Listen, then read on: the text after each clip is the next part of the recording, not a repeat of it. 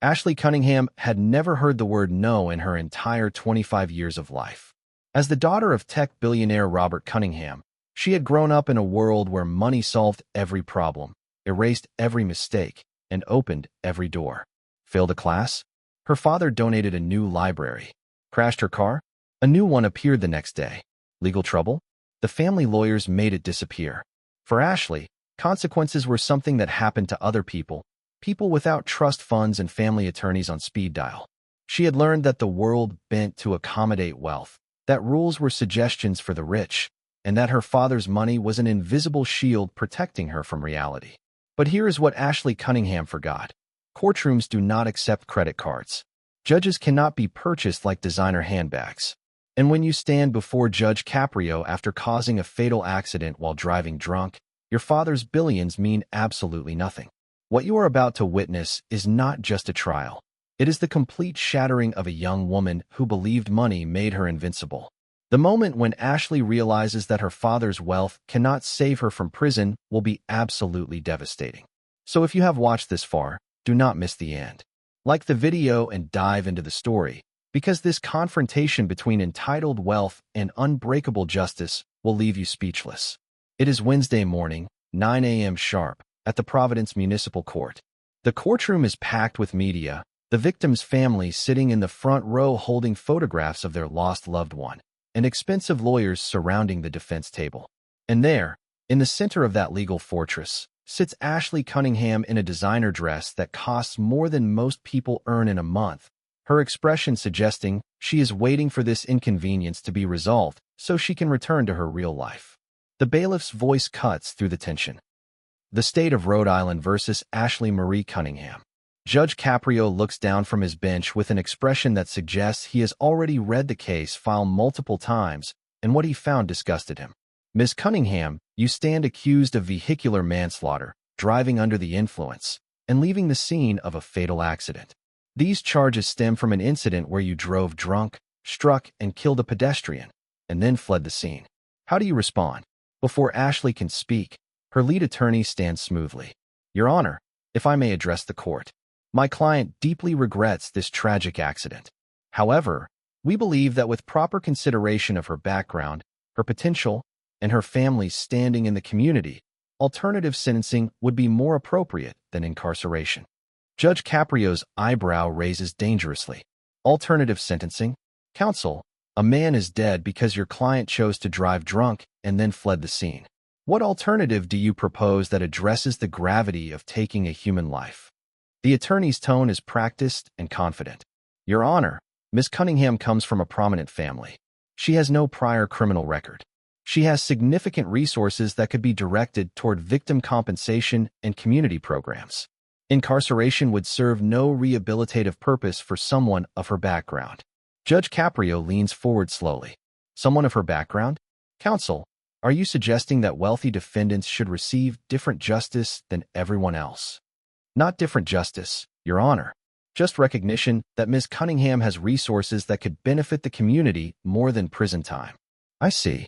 So if you are rich enough, you can kill someone and buy your way out of prison. Is that your legal theory? The attorney shifts uncomfortably. That is not what I meant, Your Honor. Then what did you mean? Because it sounds like you are arguing that your client's father's money should shield her from consequences. Ashley suddenly speaks up, her voice carrying the casual arrogance of someone who has never been denied anything.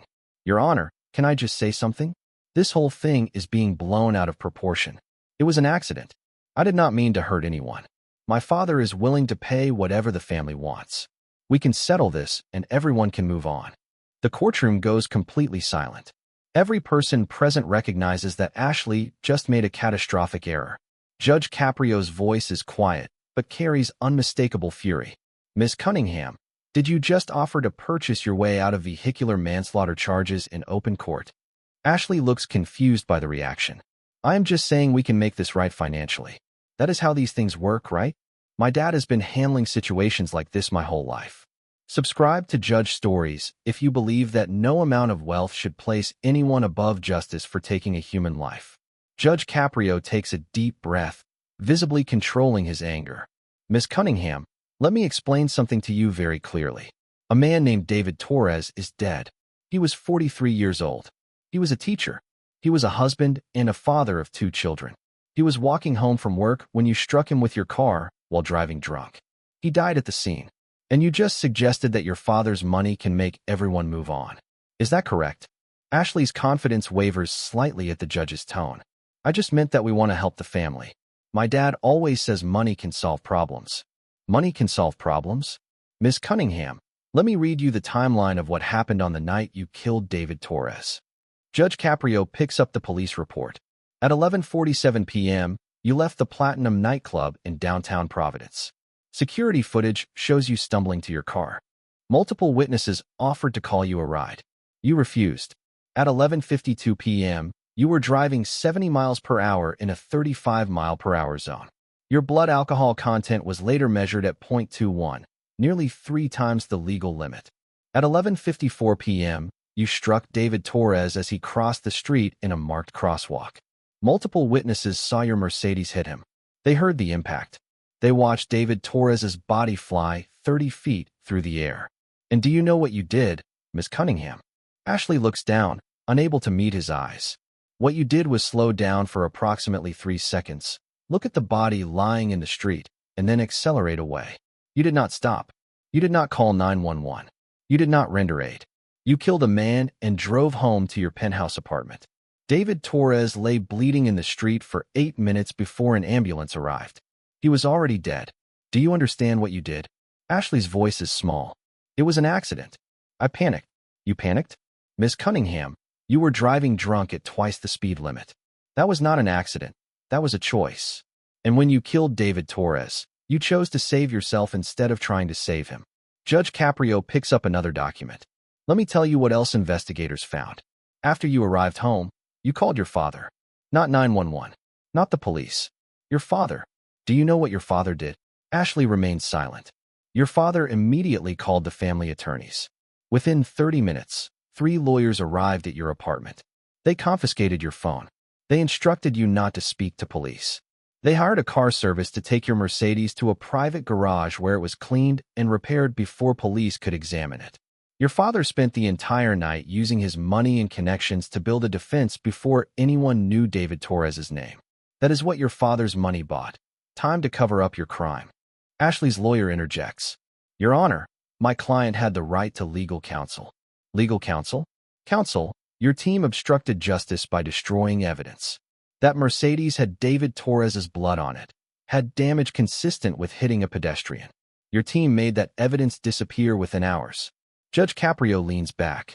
Ms. Cunningham, let me tell you about David Torres. He taught 7th grade science. His students loved him because he made learning fun.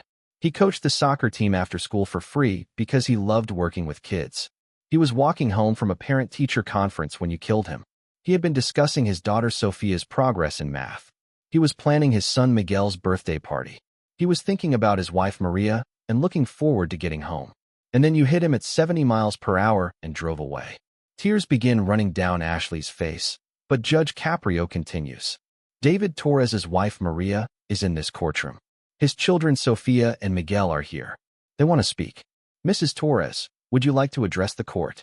A woman in her 40s stands, her face showing the weight of unbearable grief. Her voice shakes, but her words are clear. Your Honor, Ashley Cunningham took everything from me. My husband was my best friend for 20 years.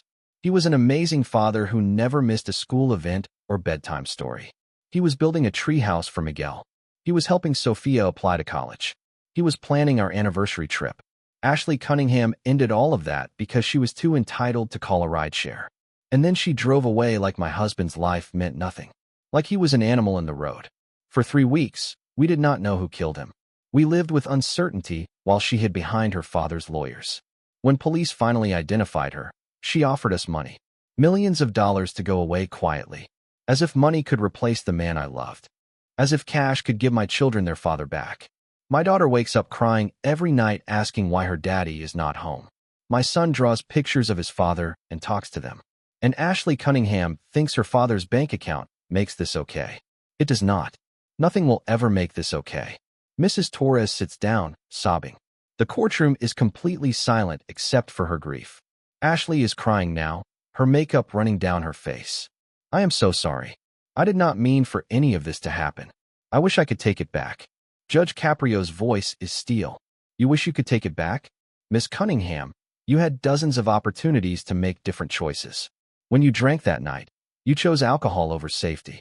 When you got behind the wheel, you chose convenience over responsibility.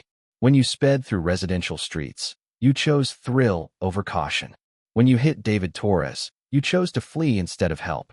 When you called your father instead of police, you chose protection over justice. Every choice you made that night was selfish, and every choice led to David Torres's death. But I did not mean to kill anyone. Intent does not matter when you drive drunk.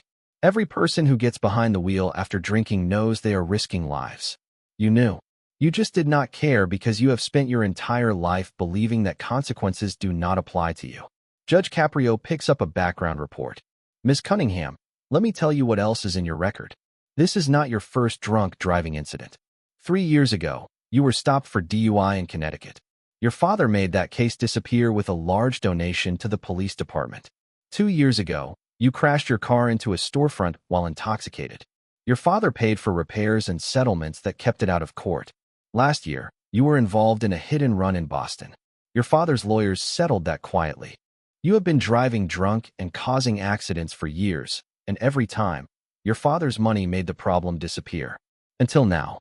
Ashley's voice is desperate. Your Honor, please, I have learned my lesson. I will never drink again. I will never drive again. I will do anything. Please do not send me to prison. I am not a criminal. I am just a girl who made a mistake. Just a girl who made a mistake? Miss Cunningham, you are a 25-year-old woman who killed a man and then hid behind your father's money. You are not a child. You are an adult who has been shielded from consequences your entire life. Today that ends. Judge Caprio's voice becomes firm. For vehicular manslaughter while driving under the influence, I am imposing a sentence of 15 years in state prison. For leaving the scene of a fatal accident, an additional 5 years. For obstruction of justice in destroying evidence, an additional 2 years. Your sentences will run consecutively for a total of 22 years in state prison. The courtroom erupts. Ashley collapses, screaming. 22 years? Your Honor, no. Please. I will be 47 years old. My life will be over. My father can pay anything. Please. Your father's money means nothing here. David Torres will never see 47. He will never see his children graduate. He will never celebrate another anniversary. You took his future, now you will pay with yours. Additionally, your driver's license is permanently revoked. You will never legally drive again. Upon release, you will be on probation for life. And no amount of your father's money can change this sentence. Not donations, not appeals, not settlements. This is final. Ashley is hysterical, her expensive dress torn from gripping it, her carefully styled hair in disarray. Daddy, Daddy, do something. Make her stop. You promised this would be okay. You promised.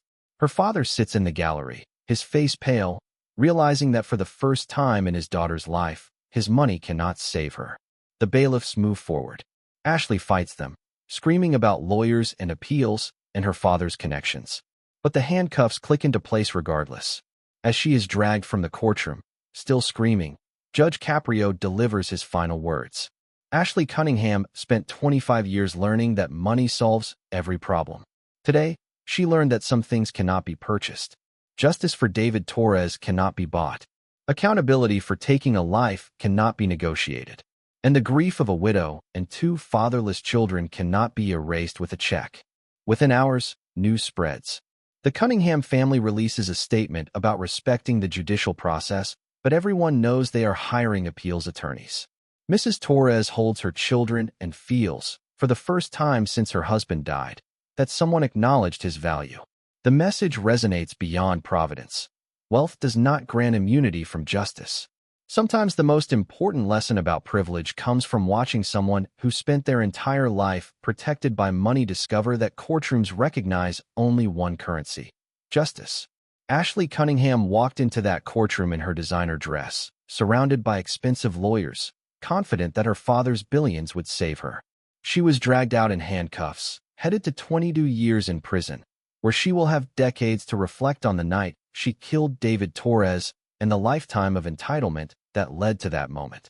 If you enjoyed this story and believe that wealth should never shield anyone from justice for taking a life, please like and subscribe to this channel. Check out the other stories where we examine what happens when entitled individuals discover that money cannot buy everything. See you in the next video. Stay healthy.